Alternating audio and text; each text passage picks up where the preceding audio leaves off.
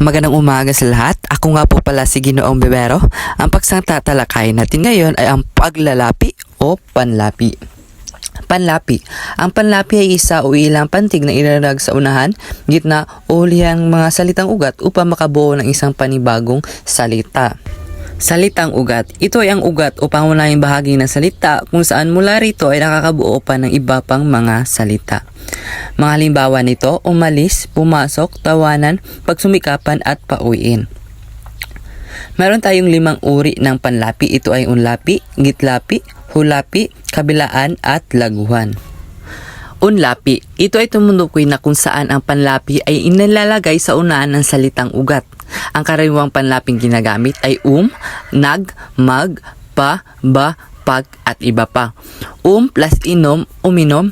Ang ating panlapi at inom naman ang ating salitang ugat. Nag plus laba, naglaba. Mag plus saya, magsaya. Gitlapi. Ito ay tumutukoy kung saan ang panlapi ay nakalagay sa gitna o loob ng isang salita. Karaniwang panlaping ginagamit ay in at Binasa. Basa ang ating salitang ugat at in naman ang ating panlapi. Ginawa. Gawa ang ating salitang ugat at in naman ating panlapi. Dumating. Dating ang ating salitang ugat at naman ang ating panlapi. Hulapi, ito ay tumutukoy kung saan ang panlapi ay nakalagay sa hulihan salitang ugat. Karaniwang panlaping ginagamit ay an, in, han, at hin. Agaw plus an, agawan. Laban plus han, labahan. Gising plus in, gising. Tawa plus an, tawanan.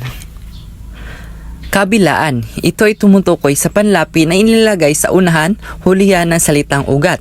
Mag plus sayaw plus an, magsayawan. Mag at an ang ating panlapi, sayaw naman ang ating salitang ugat. Nag-awitan. Nag at an naman ang ating panlapi at awit naman ang ating salitang ugat. Laguhan. Ito ay tumutukoy sa panlaping nilalagay sa unahan, gitna at hulihan ng salitang ugat. Halimbawa nito, pag sumikapan, sikap ang ating salitang ugat, pag, at an naman ang ating panlapi. Ipag sumigawan, sigaw ang ating salitang ugat, ipag, at an naman ang ating panlapi. Yan lang po at maraming salamat. Naway marami kayong natutunan sa araw na ito.